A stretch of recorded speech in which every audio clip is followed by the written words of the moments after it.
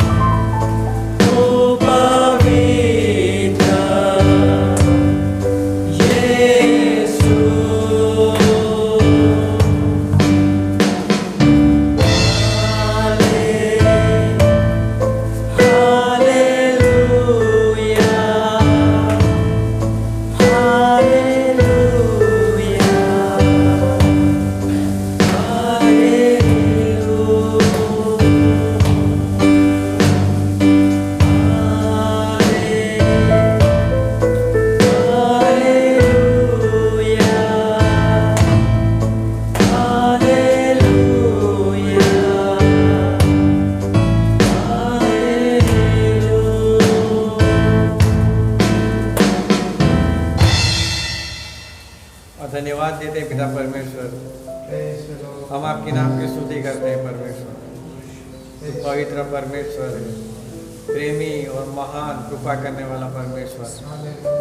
हाँ प्रभु, हम जब भी गिरते हैं तब आप हम उठाते हो, जब भी हम आपको पुकारते हैं आप दौड़े चले आते हो। धन्यवाद करते हैं पिता परमेश्वर आपकी उस प्रेम के लिए, धन्यवाद करते हैं, धन्यवाद देते हैं पिता परमेश्वर। फिर से एक बार हमारा जीवन आपके हाथ में सौंपते हैं प्रभु जी, और आगे के समय में हम आपके वचनों को सीखने जा रहे हैं प्रभु। तब आप हमारी सहायता करिए, मदद करिए, पवित्र आत्मा के द्वारा हमारी अगुवाई करिए, वैसे हम प्रार्थना करते हैं प्रभु। हमारी आत्मिक जरूरत को पिता आप पूरी करना, दास को भी हम आपके हाथ में सौंपते हैं प्रभु, आपके अगुवाई में चलाना। धन्यवाद देते हैं, यहाँ उपस्थित हर एक के जीवन को आपके हाथ में सौंपते हैं। प्रार्थना प्रभु यीशु मसीह के नाम से मांगते हैं, आमीन।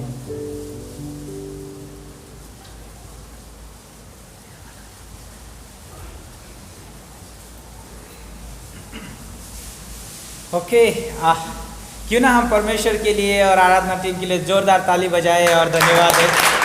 बहुत अद्भुत आराधना किया। तो हम जानते हैं कि परमेश्वर की उपस्थिति हमारे बीच में है और हमने उसकी आराधना की है और अद्भुत समय रहेगा। हम आपको प्रोत्साहित करते हैं, आप अपने दिल को तैयार करिए और इस अनाउंसमेंट के बाद में जो है मेन संदेश सुनने जा रहे हैं। और रियली क्यों ना हम अपने प्रार्थना के साथ बैठे और प्रभु के वचन को ग्रहण करने के अपने दिल को तैयार करें। तो कुछ अनाउंसमेंट मैं करना चाहूँगा, लेकिन उससे पहले आपका इस ग्रेटर ग्रेस है ना और झालोद कलीसिया में आपका स्वागत है ना। तो रियली हम आपका स्वागत करते हैं इस कलीसिया में आने के लिए और जुड़ने के लिए भी हमारे साथ जो ऑनलाइन जुड़े हैं आप सभी का स्वागत भी है।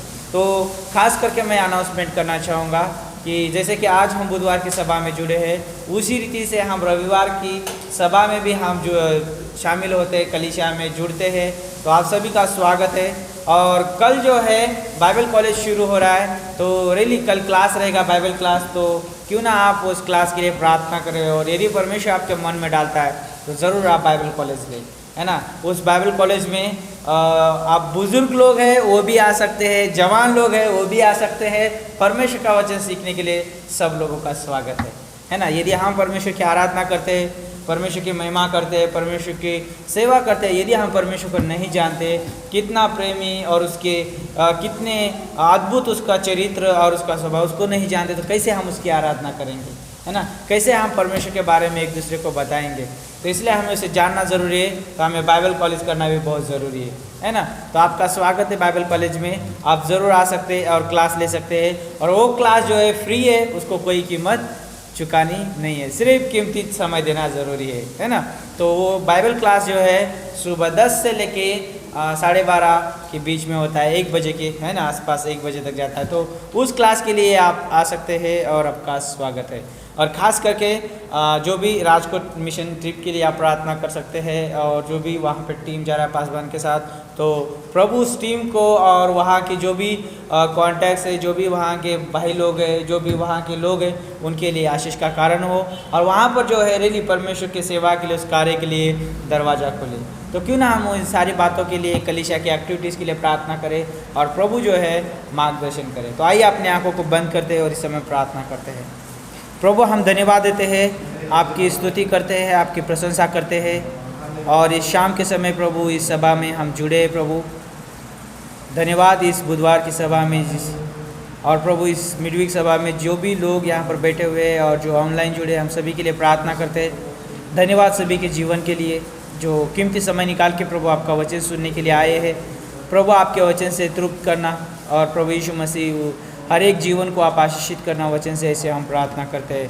प्रभु जो ज़रूरत है प्रभु यीशु मसीह आपके वचन के द्वारा, उस संदेश के माध्यम से प्रभु पूरी हो सके, ऐसे हम प्रार्थना करते हैं। उस वचन के लिए आप प्रार्थना करते हैं, आपके दास के लिए प्रार्थना करते हैं, उन दोनों के ऊपर अभिषेक करना और प्रभु सुनने वाला हर एक व्यक्ति अनुग्रह से, आपके प्रेम से और आपके सच्चाई से भरता जाए। प्रभु यीशु मसीह आपके स्वभाव को जान सके। प्रभु धन्यवाद करते हैं जो आने वाला मिशन ट्रिप है उसके लिए भी हम प्रार्थना करते हैं। और प्रभु यीशु मसीह जो आपने यूथ मीटिंग, परमेश्वर जो 2 दिन से यूथ मीटिंग चल रहा था, उसको जो भी आपने आशीषित किया प्रभु धन्यवाद। हर एक प्रभु कार्य में जो टीम को, पासबान को, हर एक लीडर को प्रभु आपने सहायता की, हर एक जवान भाई बहन को प्रभु यीशु मसीह आपने सहायता की। प्रभु उस मीटिंग के लिए हम धन्यवाद देते हैं। और प्रभु खास करके हम सारी बातों के लिए धन्यवाद करते हैं, जो भी हमारे साथ प्रभु सहायता किया, जिन हाथों ने, जिस हृदय ने परमेश्वर सहायता की प्रभु यीशु मसीह, उन सभी का हम धन्यवाद करते परमेश्वर इस समय। और प्रभु आपका महान जो भी योजना थी प्रभु, उसके माध्यम से प्रभु आपने पूरी की, इसलिए हम धन्यवाद देते हैं। प्रभु धन्यवाद देते हैं, आने वाला समय आपके हाथों में सौंपते हैं, आपके दास को आपके हाथों में सौंपते हैं। वचन के माध्यम से आप हमें बात करिए प्रभु यीशु मसीह। इस कलीसिया की हर एक ज़रूरतों को पूरी करे, एक्टिविटीज़ आपके हाथों में सौंपते हैं प्रभु, और प्रभु अगुवाई करे, ऐसी प्रार्थना करते हैं यीशु मसीह के नाम से हम मांगते हैं, आमीन। क्या आप वचन सुनने के लिए तैयार हैं? Yes, okay. तो क्यों ना हम कोनी साहब का स्वागत करें, हमारे बीच में आके परमेश्वर का वचन बांटेंगे, है ना।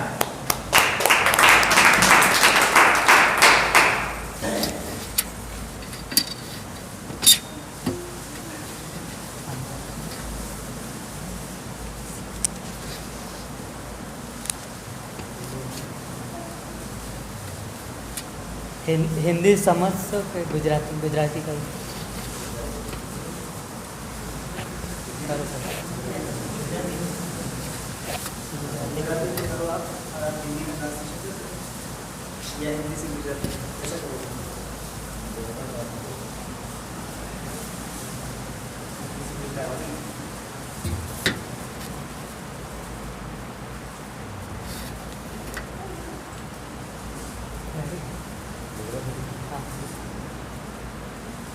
तो क्या आप तैयार हो वचन सुनने के लिए?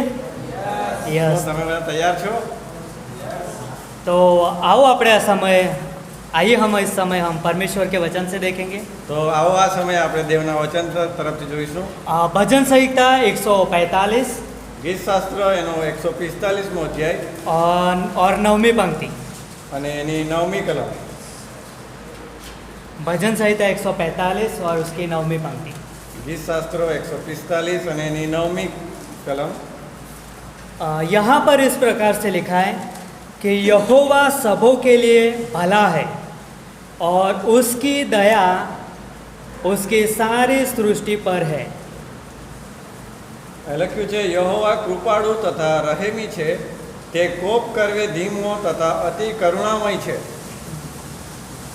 तो जैसे हमने यहाँ पर पढ़ा કે જેવું આપણે અહીંયા વાંચ્યું, और यहाँ पे लिखा है कि यहोवा भला है, અને અહીંયા લખ્યું છે કે યહોવા એ ભલો છે। तो आज हम इस बारे में देखेंगे તો આજે આપણે એ બાબત જોઈશું कि परमेश्वर जो है वो बहुत ही भला है કે દેવ જે છે તે બહુ ભલો છે, और ना सबके लिए है, અને એ બધા જ માટે છે। चाहे वो अविश्वासी हो ચાહે એ અવિશ્વાસી હોય कि फिर विश्वासी हो, કે વિશ્વાસી હોય, सभी के लिए वो भला है, એ બધા માટે કૃપાળુ છે। है ना। विश्वासियों के लिए विशेष भला है અને જે વિશ્વાસ કરનારા છે એના માટે વધારે ભલો છે, इसीलिए क्योंकि वो परमेश्वर के लिए खास है, કેમ કે એ લોકો દેવના માટે ખાસ છે, क्योंकि उन्होंने यीशु मसीह पर विश्वास किया है, કેમ કે એ લોકોએ દેવ પર વિશ્વાસ કર્યો और છે, विश्वास करने के नाते અને વિશ્વાસ કરવાના નાતે वो परमेश्वर की संतान है, એ દેવના દીકરાઓ છે, वो परमेश्वर के वारिस है, એ દેવના વારિસ वो છે, परमेश्वर के घराने में जन्म लिया है। અને એ દેવના પરિવારમાં જન્મ લીધો तो છે, इसलिए वो मतलब कि परमेश्वर के लिए विशेष भलाई है उनके लिए। અને એ માટે એ લોકો દેવ માટે વિશેષ છે। तो देव परमेश्वर की जो भलाई है जो विश्वासियों के लिए बहुत ही विशेष है, અને જે દેવની ભલાઈ વિશ્વાસીઓ માટે ઘણી વધારે છે, और अविश्वासियों के लिए અને અવિશ્વાસીઓ માટે सामान्य भलाई है, સામાન્ય ભલાઈ છે। है ना। जैसे हम देखते हैं कि જે રીતે આપણે देखીએ છીએ सूरज का उगना સૂરજ જેમ ઉગે છે तो सभी के ऊपर उगता है ना, એ બધાની ઉપર ઉગે છે, विश्वासियों के खेत में भी उगता है અને વિશ્વાસીઓના ખેતરમાં પણ ઉગે છે, और अविश्वासियों के खेत में भी उगता है। અને અવિશ્વાસી છે है એના ना? ઉપર પણ ઉગે છે, बारिश भी विश्वासियों के खेत में पड़ते है और अविश्वासियों के खेत में भी गिरता અને है। વરસાદ જે પડે છે તે વિશ્વાસીઓના ખેતરમાં બી પડે છે અને અવિશ્વાસીઓના ખેતરમાં પણ પડે तो છે। परमेश्वर की जो सामान्य भलाई है અને જો પરમેશ્વરની જે સામાન્ય ભલાઈ છે वो ताकि अविश्वासी लोग परमेश्वर की विशेष भलाई को जान सके, કે દેવની જે ભલાઈ છે તે અવિશ્વાસી લોકો જાણી શકે, तो इसीलिए परमेश्वर हर एक के लिए भला है। અને એ માટે દેવ બધા માટે ભલો પરમેશ્વર છે। तो परमेश्वर कभी किसी का पक्षपात नहीं करता। અને દેવ જે છે તે કદી કોઈનો પક્ષપાત નથી કરતો। तो इसीलिए आज हम देखेंगे તો આજે આપણે જોઈશું कि परमेश्वर हर एक के लिए भला है। કે દેવ એ દરેક માટે ભલો પરમેશ્વર છે. तो क्यों नहीं इस वचन के लिए हम प्रार्थना करते हैं. પ્રાર્થના કરીએ. पवित्र हमारे जीवित और महान परमेश्वर पिता, सारे आदर और महिमा की योग्य प्रभु, प्रभु आपकी करुणा के लिए, आपकी दया के लिए और आपकी विश्वास योग्यता के लिए हम आपका धन्यवाद देते हैं कि आप भले परमेश्वर हो और इसलिए आप हमारे जीवन में हर हमेशा भलाई ही करते हो. प्रभु धन्यवाद देते होने देना प्रभु, आपके वचन को समझने के लिए सहायता करना, हमसे बातें करना प्रभु, वैसे हमारी प्रार्थना है. ये प्रार्थना यीशु मसीह के नाम से मांगते हैं, आमीन. तो लूका उसका 11वां अध्याय લૂકની લખેલી સુવાર્તા એનો 11મો અધ્યાય और 9 से 13 में जब हम पढ़ते हैं वहाँ पर, અને 9 થી 13 માં જ્યારે આપણે વાંચીએ છીએ तो वहाँ पर लिखा है कि एक सांसारिक पिता के बारे में लिखा है. એક સંસારિક પિતા વિશે લખેલું છે. है ना. वो जो सांसारिक पिता होता है वो अपने बच्चों के प्रति અને એ જે પિતા હોય છે એ પોતાના દીકરાઓ પ્રત્યે भलाई से भरा हुआ व्यवहार करता है અને ભલાઈથી ભરેલો વ્યવહાર કરે છે. और इसीलिए वो अपने बच्चों के लिए हर खुशी देना चाहेगा. અને એ માટે પોતાના સંતાન માટે દુનિયાની દરેક ખુશી આપવા ચાહે છે. और वह खुशी के लिए वो पिता कुछ भी करेगा उनके लिए. અને એ ખુશી આપવા એ પિતા કશું બી કરવા તૈયાર और છે. इसीलिए हम देखते हैं અને એ માટે આપણે देखીએ कि છીએ लूका उसका 11वां अध्याय 9 से 13 में અને લૂકની લખેલી સુવાર્તા 11મો અધ્યાય 9 થી 13 માં कि सांसारिक पिता है એ સંસારિક જે પિતા છે जो कि एक बुरा पिता है, એ એક ખરાબ પિતા છે जिसके अंदर पुराना पापी स्वभाव है. જેની અંદર પાપી સ્વભાવ છે. फिर भी वो अपने बच्चों के लिए भलाई ही की बातें सोचता है.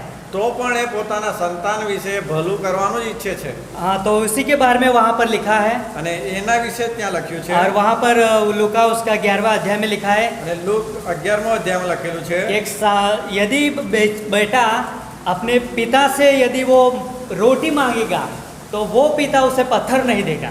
જો એક બાળક પોતાના પિતા પાસે રોટલી માંગે તો એનો પિતા એને પથ્થર નથી આપતો. अरे जो वो बच्चा उसके पिता से वो मछली मांगेगा तो वो उसको सांप नहीं देगा. અને જો એનો છોરો એના પિતા પાસે માછલી માંગે તો એને સાપ નથી આપતો. और जो वो अंडा मांगेगा तो उसको वो बिच्छू नहीं देगा. અને જો એ છોરો એની પાસેથી ઈંડું માંગે તો એને વીછી નથી આપતો. तो यहाँ पर मतलब कहने का मतलब ये था તો અહીંયા કહેવાનો અર્થ એવો છે कि सांसारिक पिता है, જે સાંસારિક જે પિતા છે उसके पास पुराना स्वभाव है એની પાસે જૂનો સ્વભાવ છે. और इसीलिए मतलब कि उनके पास बुरे सोच विचार ख्याल भी रहते हैं, અને એટલા માટે એની અંદર એ ખોટા ખોટા વિચારો પણ હોય છે. लेकिन फिर भी वो अपने बच्चों के प्रति પરંતુ એના સંતાનો પ્રત્યે वो भलाई से भरा हुआ व्यवहार करता है એ ભલાઈથી ભરીને વ્યવહાર કરે और છે वो अच्छा व्यवहार करता है. અને સારો વ્યવહાર કરે और છે. इस उदाहरण के द्वारा यीशु मसीह ये कहना चाहते हैं અને આ ઉદાહરણ દ્વારા પ્રભુ યીશુ મસીહ એમ કહેવા માંગે છે कि स्वर्गीय पिता परमेश्वर કે સ્વર્ગનો દેવ પરમેશ્વર जो पवित्र परमेश्वर है, જે પવિત્ર પરમેશ્વર जिसके છે अंदर कोई भी पाप नहीं है, અને જેની અંદર કોઈ પાપ નથી और वो परमेश्वर અને એ દેવ वो भला परमेश्वर है. એ ભલો और પરમેશ્વર वो છે. परमेश्वर जब अपने संतानों के बारे में सोचता है અને એ દેવ જ્યારે પોતાના દીકરાઓ વિશે વિચારે છે तो उनके लिए वो भलाई से भरी हुई सोच रखता है. તો એને પોતાની ભરાયેલી જે કૃપાથી જે ભરાયેલી છે એ વિચાર એનો રાખે છે. और भलाई के साथ उनके साथ वो व्यवहार भी करता है. અને ભલાઈની સાથે એ એની સાથે વ્યવહાર બી કરે तो છે. परमेश्वर भला है તો પરમેશ્વર એ ભલો છે और इसीलिए वो भलाई से भरा हुआ काम करता है. અને એ માટે એ ભલાઈથી ભરેલું કામ કરે છે. लेकिन जब हम ये सोचे कि शैतान के बारे में, પણ જ્યારે આપણે શેતાન વિશે વિચારીએ, क्या शैतान भला है? શું શેતાન એ ભલો છે? नहीं, ના, वो बुरा है. એ ખરાબ છે. है ना. शैतान के अंदर कोई भी बात अच्छी नहीं पाई जाती, શેતાનની અંદર કોઈ પણ સારી બાબત નથી જોવા उसके મળતી. अंदर बुराई ही पाया जाता है એની અંદર ખરાબ જ જોવા મળે છે और उसके अंदर हमेशा धोखा पाया जाता है, અને એની અંદર હંમેશા ધોકો જ મળે उसके છે. अंदर झूठ पाया जाता है. એની અંદર જૂઠાણું છે और इसीलिए मतलब कि वो हमेशा के लिए बुरा है અને એ માટે એ હંમેશા માટે એ ખરાબ છે. और इसीलिए उसके अंदर से अच्छाई कभी भी नहीं निकलती. અને એ માટે એની અંદરથી કોઈ દિવસ પણ સારી વસ્તુ और નથી નીકળતી. इसीलिए मतलब कि शैतान अपने संतानों के लिए भी एक खतरा है. અને એ માટે શેતાન જે છે તે પોતાના સંતાનો માટે પણ એ ખરાબ છે. और इसलिए हम जानते हैं कि जो लोग यीशु मसीह पर विश्वास नहीं करते ना, अविश्वासी है ना, उनका वो पिता कहलाया गया है અને शैतान.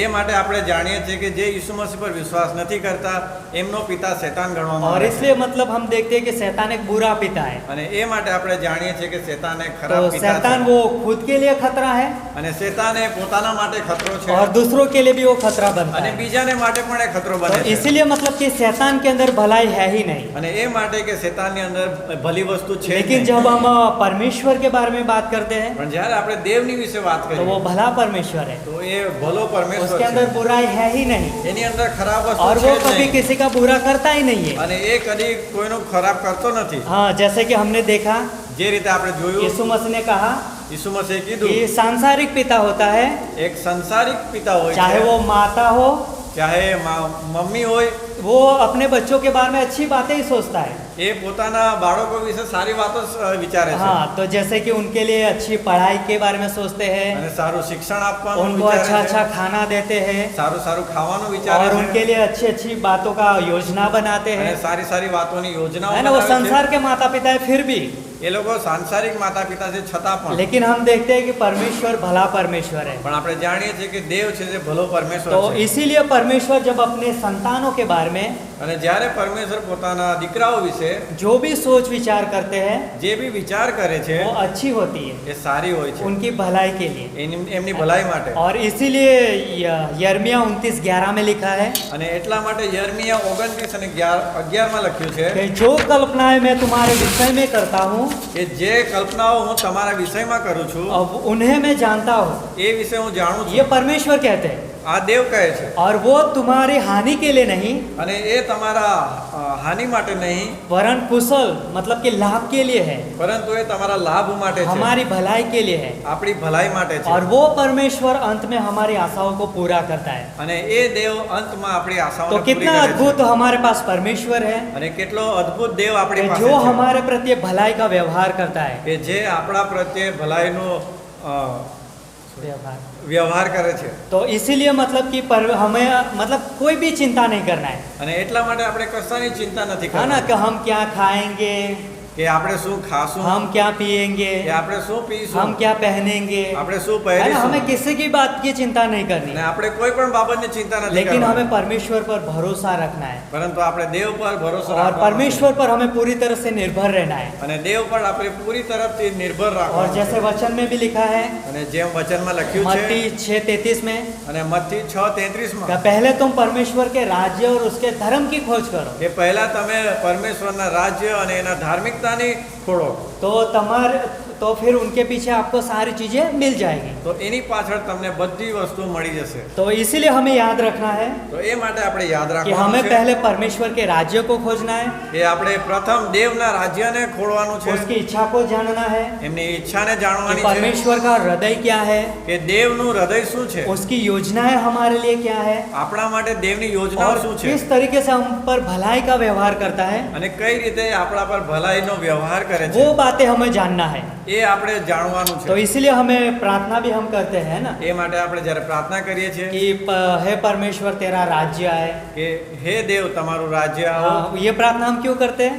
અને આ પ્રાર્થના આપણે શા માટે क्योंकि કરીએ? यीशु मसीह ने हमें सिखाया है કેમ કે ઈસુ મસીહ આપણને कि શીખવી છે हम प्रथम परमेश्वर के राज्य को स्थान दें, કે પ્રથમ આપણે પરમેશ્વરના રાજ્યને સ્થાન परमेश्वर આપીએ, की इच्छा को ढूंढे એમની ઈચ્છાઓને ખોડીએ और उसी को हम अपने जीवन का आधार बनाएं। અને એને જ આપણા જીવનનો આધાર બનાવીએ. तो बाइबल के अंदर एक कहानी है તો બાઇબલની અંદર એક સુંદર ઘટના છે नाओमी के बारे में, નાઓમી વિશે. है ना, सुना है ना नाओमी के बारे में નાઓમી વિશે આપણે कि સાંભળ્યું છે. नाओमी अपनी पति और अपने 2 बच्चों के साथ मोआब देश में चली जाती है। એ નાઓમી જે છે તે આપણા પોતાનો પતિ અને 2 બાળકો સાથે મોઆબ દેશની અંદર ચાલી જાય और છે. वो इसलिए चली जाती है क्योंकि वो जहाँ पर रहती थी उस स्थान में अकाल पड़ा हुआ था। અને એ એટલા માટે જતી રહી છે કે જે દેશમાં એ રહેતી હતી ત્યાં અકાલ પડે છે.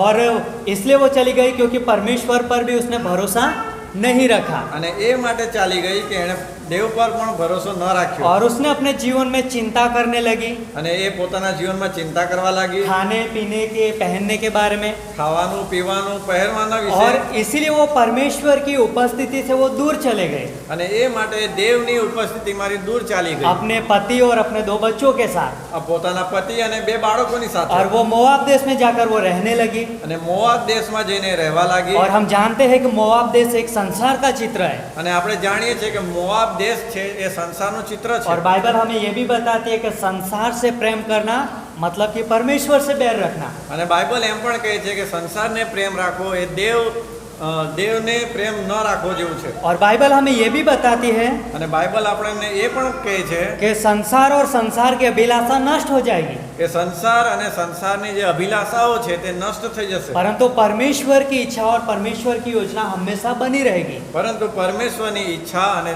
એમની યોજના હંમેશા માટે બનેલી રહેશે। और हम देखते हैं यहाँ पर नाओमी के बारे में અને અહીંયા આપણે જોઈએ છે નાઓમી कि વિશે नाओमी अपने पति और अपने दोनों बच्चों के साथ वो मोआब देश में चली गई। કે નાઓમી જે છે પોતાના પતિ અને 2 બાળકો સાથે મોઆબ દેશમાં ચાલી ગઈ। वो परमेश्वर से दूर है, એ દેવથી દૂર છે, परमेश्वर के लोगों से दूर है, પરમેશ્વરના લોકોથી દૂર છે, वो एक संसार के लोगों के बीच में है, અને એ સંસારના લોકોની વચ્ચે છે, और वहाँ पर मतलब कि वो रह रही है। અને એ ત્યાં રહે છે।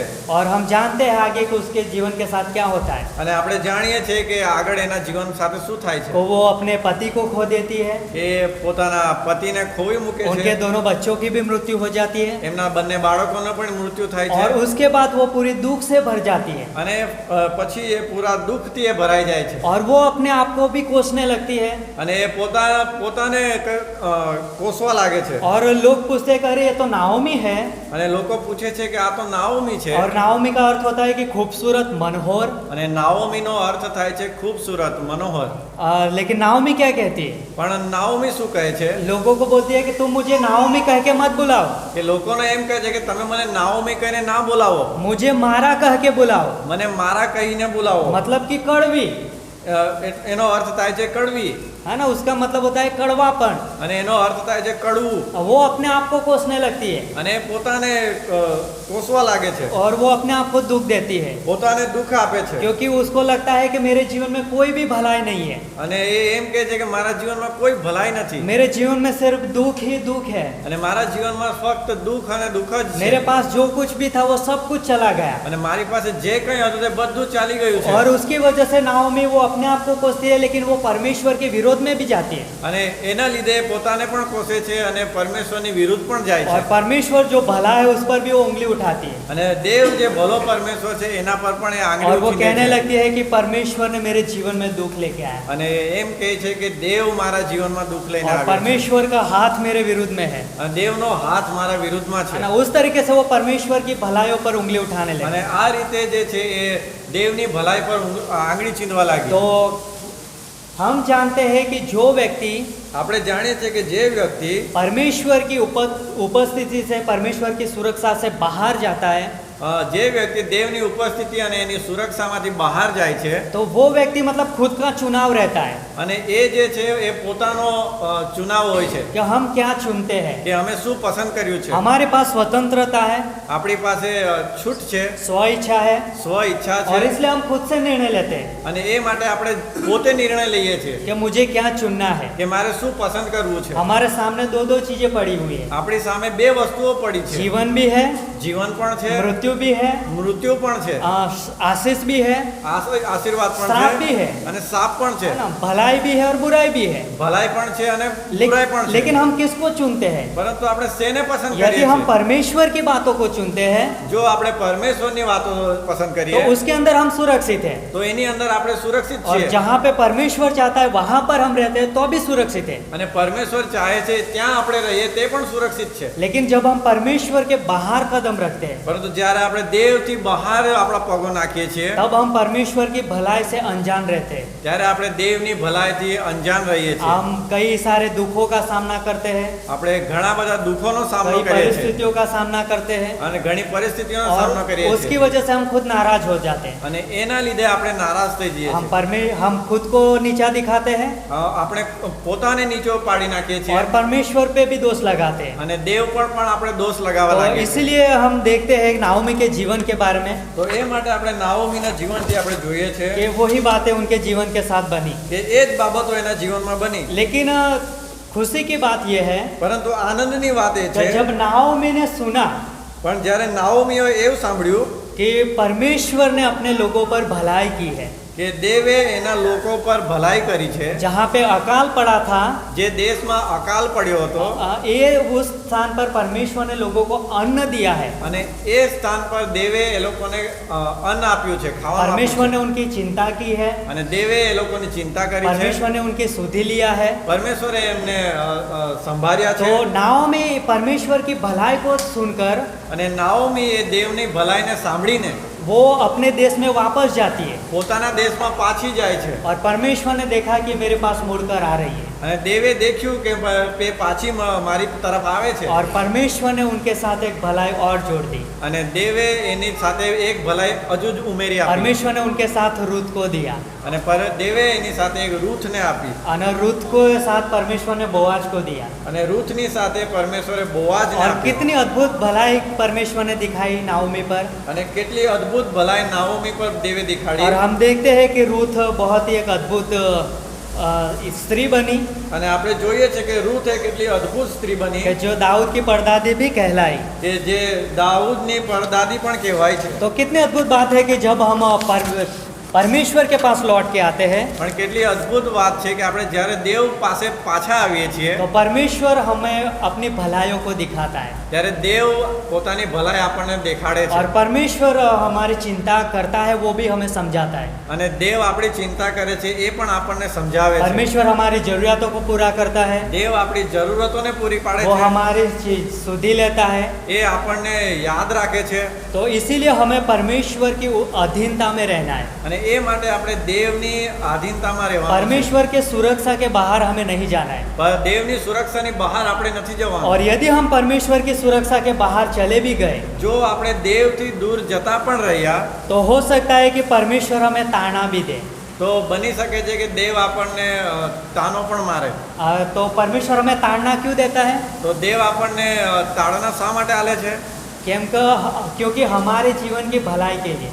કેમ કે આપણા જીવનની ભલાઈ માટે। यदि एक बच्चा गलत करेगा तो उसका पिता उसको सजा देगा, અગર એક બાળક ખોટું કરે તો એના પપ્પા એને સજા આપશે उसको सुधारने के लिए, એને સુધારવા उनकी માટે, अच्छाई के लिए। એની સારી ભલાઈ और उसी માટે। प्रकार यदि हम गलत कदमों रास्ते पे चले जाते हैं અને એ જ રીતે જ્યારે આપણે ખોટા રસ્તે જતા तो રહીએ परमेश्वर भी हमें ताड़ना देता है, તો પરમેશ્વર પણ આપણને સજા આપે છે। ताकि परमेश्वर ने हमारे लिए जो भलाई के बारे में सोचा है જેથી કે દેવે આપણા માટે જે ભલાઈ વિચારી છે उन भलाइयों के हम सहभागी हो जाए। અને એ ભલાઈને આપણે સહભાગી બની और જઈએ। परमेश्वर चाहता है कि हमारा जीवन उसकी महिमा के लिए फलदायक हो। અને પરમેશ્વર એવું ચાહે છે કે આપણું જીવન દેવની મહિમા માટે ફલદાયી બને। हमारा जीवन परमेश्वर के लिए आज्ञाकारी हो। આપણું જીવન દેવની માટે આજ્ઞાકારી બને। परमेश्वर जैसा कहता है वैसा हम करें, દેવ જેવું કહે છે એવું આપણે કરીએ ताकि हमारे जीवन से सिर्फ और सिर्फ उसको महिमा मिले।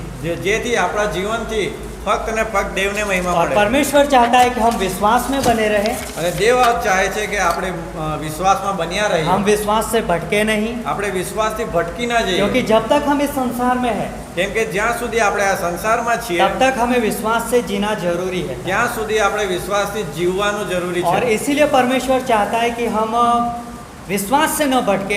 અને એ માટે દેવ એવું ઈચ્છે છે કે આપણે વિશ્વાસથી ભટકી ના જઈએ। इसीलिए परमेश्वर हमारी ताड़ना भी करता है। અને એ માટે દેવ આપણી તાળના પણ કરે છે। जैसे हमने उड़ाव पुत्र के बारे में भी देखा था અને જે રીતે આપણે ઉડા પુત્ર વિશે પણ कि જોયું उड़ाव पुत्र ने कहा कि हे पिताजी मेरी संपत्ति का मुझे मेरा भाग दे दो।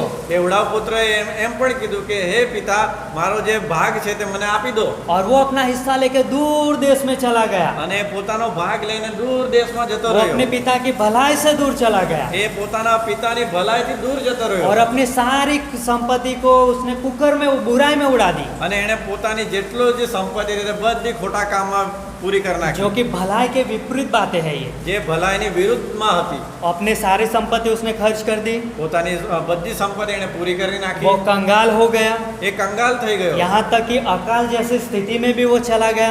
અહીંયા સુધી કે તે અકાળની સ્થિતિમાં પણ ચાલ્યો ગયો. और जो सुअर चराने की नौकरी मिली જે સુવર ચરાવવાની નોકરી એને મળી और जो सुअर खाना खाता है वो ही खाना पड़ता है उसको। અને જે સુવર ખાતા હતા એ જ એને ખાવા પડતું હતું और हम जानते हैं कि सुअर का खाना कैसा होता है, અને આપણે જાણીએ છીએ કે એક સુવરનું ખાવાનું કેવું હોય છે एकदम गंदा होता है એકદમ ગંદુ હોય છે है ना। शैतान का भी खाना कौन कैसा रहता है, અને શેતાનનું ખાવાનું પણ કેવું હોય છે बुरा होता है ખરાબ હોય है છે ना। शैतान के अंदर झूठ है, શેતાનની અંદર झूठ છે धोखा है ધોકો છે ना। तो वही चीजें यदि एक विश्वासी परमेश्वर की भलाई से दूर चला जाता है તો જ્યારે એક વિશ્વાસી પરમેશ્વરની ભલાઈથી દૂર ચાલ્યો જાય છે तब वो बुरी चीजों को खाता है, ત્યારે એ ખરાબ વસ્તુઓને ખાય છે कड़वाहट को खाता है, કડવાહટ ખાય वो છે पाप को खाता है, પાપને ખાય છે जलन ईर्षा बहुत सारी बुरी चीजें खाता है। જલન ઈર્ષા એવી ઘણી તો બધી બાબતો ખાય છે खुद के लिए भी नुकसान बनता है એ પોતાના માટે પણ और નુકસાન છે दूसरों के लिए भी वो नुकसानकारक बनता અને है। બીજાને માટે પણ નુકસાનકારક तो છે इसीलिए एक विश्वासी होने के नाते તો એ માટે વિશ્વાસી હોવાના हमें નાતે परमेश्वर की भलाई के बारे में सोचना है। આપણે દેવની ભલાઈ વિશે और વિચારવાનું जैसे છે. हमने यहाँ पर देखते हैं उड़ाऊ पुत्र के बारे में જેમ આપણે જોઈએ છે ઉડાવ પુત્રની વિશે कि जब वो अपने आपे में आया પણ જ્યારે એણે વિચાર્યું और उसकी आंखें खुली કે એની મનની આંખો ખોલી तब वो सोचने लगा ત્યારે વિચારવા कि લાગ્યો मेरे पिता के घर में तो बहुत सारे मजदूर हैं કે મારા પિતાના ઘરમાં તો બહુ સારા મજદૂરો और છે वहाँ पे अच्छा अच्छा भोजन खाते हैं, ત્યાં તો સારું સારું ખાવાનું वो મળે मेरे છે पिता के उपस्थिति में रहते हैं એ તો મારા પિતાની ઉપસ્થિતિમાં રહે और છે वहाँ पे वो मेरे पिता की भलाई को ही देखते हैं। અને એ લોકો તો મારા પિતાની ભલાઈને જ જોઈ છે और उसने कहा અને એણે કહ્યું कि मैं कहूँगा कि मैं पिता मैं तेरे विरुद्ध में पाप किया है, અને હું ત્યાં જઈને કહીશ કે હે પિતા મેં તારા વિરુદ્ધમાં કામ કર્યું मैं છે स्वर्गीय पिता के विरुद्ध में पाप किया है મેં સ્વર્ગના પિતા વિરુદ્ધ કામ और કર્યું वो છે मैं मान लूंगा અને એ હું માની લઈશ और मैं अपने पिता के वहाँ पे एक नौकर के समान रहूंगा। અને હું મારા પિતાના ઘરે નોકરની જેમ રહીશ लेकिन जब हम देखते हैं कि उड़ाऊ पुत्र जब अपने पिता के घर पे गया પણ આપણે જોઈએ છે કે જ્યારે ઉડાવ પુત્ર પોતાના પિતાના ઘરે ગયો तो उसके पिता दूर ही से उसने देखा તો એના પિતા દૂરથી એને જોઈ છે और पिता उसको देखकर दौड़ के चला गया उसको लेने के लिए। અને એના પિતા એને જોઈને દોડતા એને લેવા માટે પહોંચે છે और उस पिता ने अपने बेटे को अपने बाहों में ले लिया અને એ પિતાએ પોતાના દીકરાને બાહોમાં લઈ લીધા और उसके लिए वो घर पे लेके आया અને એને ઘરે લઈને આયા और उसके हाथ में अंगूठी पहनाई, એના હાથમાં અંગૂઠી उसको પહેરાવી वस्त्र अच्छे पहनाए, એને સારા કપડાઓ उसको પહેરાવ્યા अच्छे जो जूते पहनाए એને सारा ચંપલો और પહેરાવી वो कहने लगा कि हम इस घर में बहुत बड़ा आनंद करेंगे અને કહેવા લાગ્યા કે અમે આ ઘરમાં બહુ મોટો આનંદ क्योंकि કરીશું मेरा बेटा जो खो गया था કેમ કે મારો જે પુત્ર ખોવાઈ ગયો હતો वो मुझे वापस मिल गया એ है, મને પાછો મળી ગયો जो છે मर गया था જે મરી ગયો હતો वो वापस जिंदा हो गया એ है। પાછો જીવી ઉઠ્યો છે तो वो पिता अब उसके लिए भलाई भरा काम करता है। તો એ પિતા એના માટે ભલાઈનું ભરેલું કામ કરે और છે कितनी अद्भुत बात है इस उड़ाऊ पुत्र के बारे में। અને કેટલી અદ્ભુત વાત છે આ ઉડાવ પુત્ર વિશે और एक समय हमारे जीवन में भी था અને આવો એક સમય આપણા જીવનમાં પણ હતો कि हम भी उस उड़ाऊ पुत्र के समान थे, કે આપણે પણ આવા ઉડાવ પુત્રની સમાન હતા हम परमेश्वर से दूर थे, આપણે દેવથી દૂર હતા हमारे पास कोई भलाई नहीं थी, આપણી પાસે કોઈ ભલાઈ ન हमारे હતી पास कोई भी आशा नहीं थी, આપણી પાસે કોઈ આશા ન હતી हमने सत्य को अधर्म से दबा दिया था, આપણે સત્યને અધર્મથી દબાવી મૂક્યા हमने હતા परमेश्वर की महिमा रहित हो गए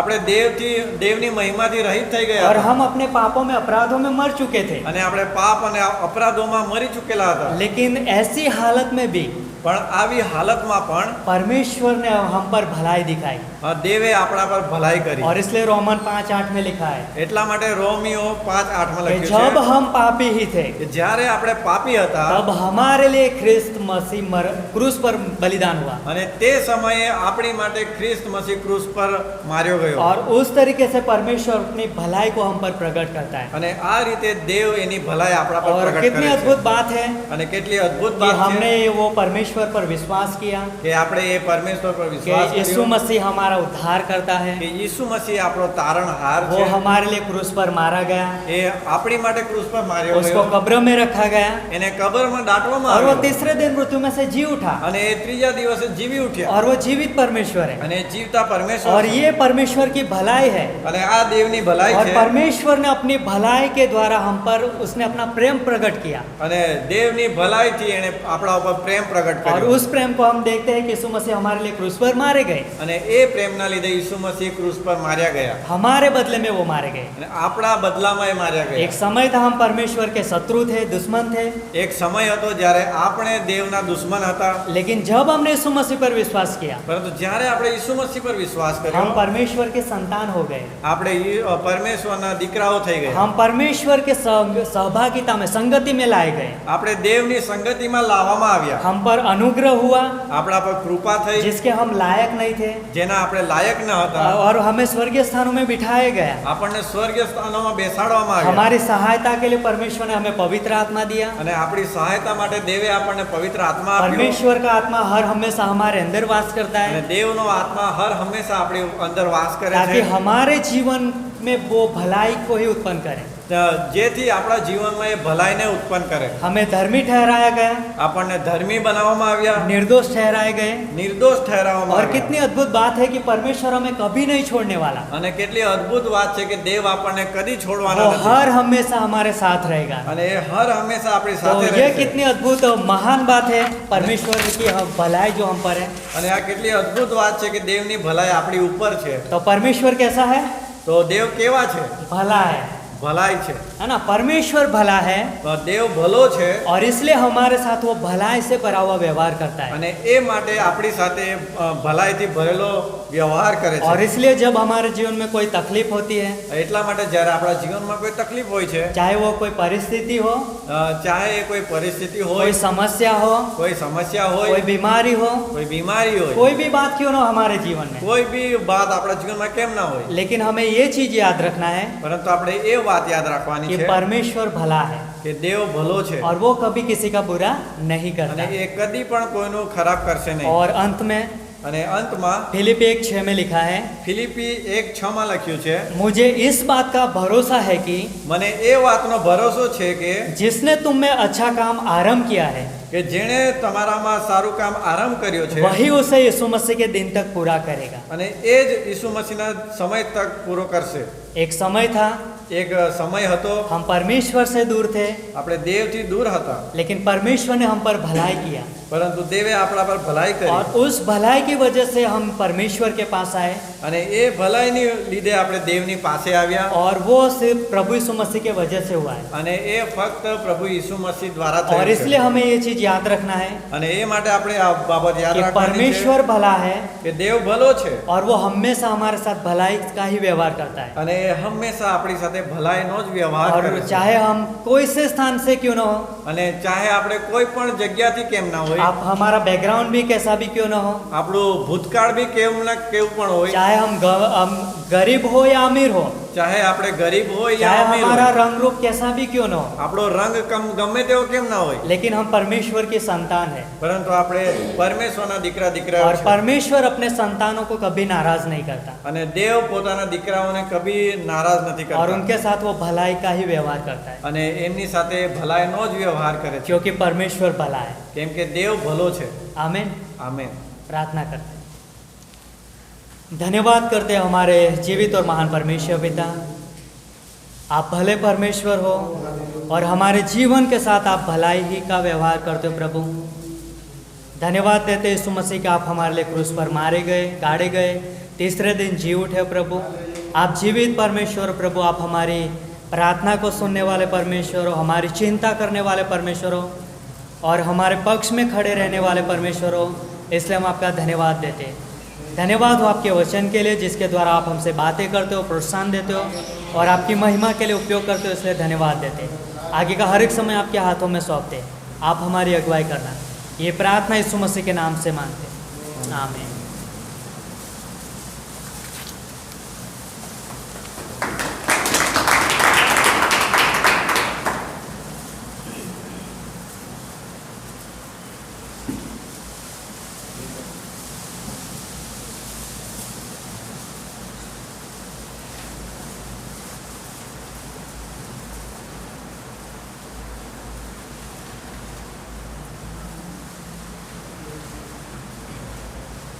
तो क्यों ना इस समय हम अपने स्थानों पर खड़े होते हैं और इस सभा का अंतिम गीत गाते हैं। हो जय जयकार करे, जय जयकार करे, वो है हमारा राजा, दुख संकट से बचाता है।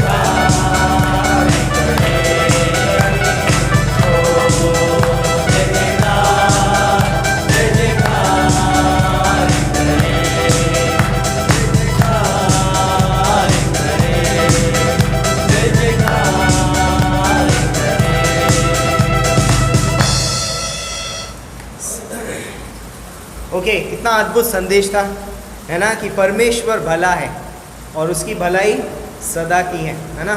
परमेश्वर सदा भला है। ऐसा नहीं है कि परमेश्वर एक समय में भला होता है और दूसरे समय में बुरा हो जाता है। परमेश्वर एक सा है। उसने कहा है कि मैं यहोवा बदलता नहीं। यदि परमेश्वर हमारे प्रति भला है तो वो हमेशा के लिए भला है ना। परमेश्वर बदलेगा नहीं। तो अच्छा उदाहरण था, लाइक दो पिता हैं, एक पिता शैतान है ना, जो संसार में लोग हैं उनका पिता शैतान है। तो उनके लिए वो क्या तैयार कर रहा है, क्या तैयार कर रहा है उनके लिए? वो कुछ नहीं, कुछ वो उनके लिए तैयार नहीं कर रहा है, लेकिन वो एक दिन अपने साथ उनको नरक में लेकर के जाने वाला है। लेकिन हमारा जो पिता है वो बहुत भला है, वो हमारे लिए स्वर्ग में जगह तैयार कर रहा है ना। और क्योंकि वो हमसे प्यार करता है और वो हमारे लिए अच्छा भलाई देखना चाहता है, इसलिए वो हमारे लिए स्थान तैयार कर रहा है स्वर्ग में, है ना। वो हमारे लिए घर बना रहा है। हमें एक दिन 1000 साल के राज्य में वो एक दिन विश्वास योग्य दास कह के बुलाने वाला है। तो क्योंकि वो भला है ना। तो परमेश्वर भला है।